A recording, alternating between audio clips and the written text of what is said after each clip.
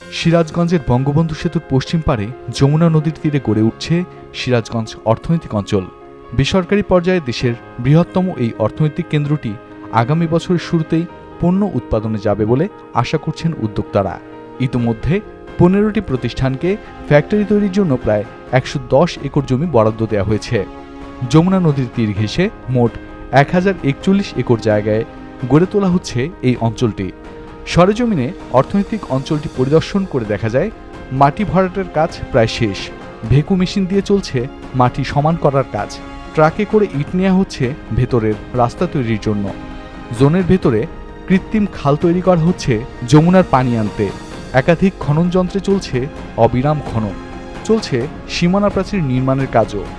এছাড়া ঢাকা বগুড়া হাইওয়ের সঙ্গে অর্থনৈতিক অঞ্চলের আন্তঃসংযোগের জন্য সরকারিভাবে নির্মাণ করা হচ্ছে সিরাজগঞ্জ ইকোনমিক জোন ফ্লাইওভার।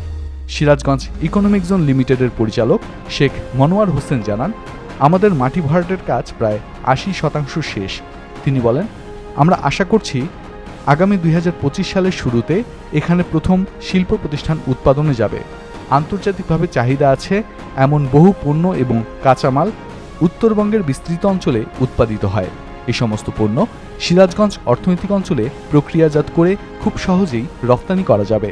সিরাজগঞ্জে উৎপাদিত তাঁতজাত বস্ত্র, খামারে উৎপাদিত দুগ্ধ, সর্ষে ও মধুসহ বিভিন্ন কৃষিপণ্য এবং যমুনা ও পার্শ্ববর্তী নদ নদী এবং চরাঞ্চলের মরিচ, পাট, ভুট্টা সহ নানান রকম কৃষিপণ্য প্রক্রিয়াজাত করে খুব সহজেই রপ্তানির ব্যবস্থা করা যেতে পারে।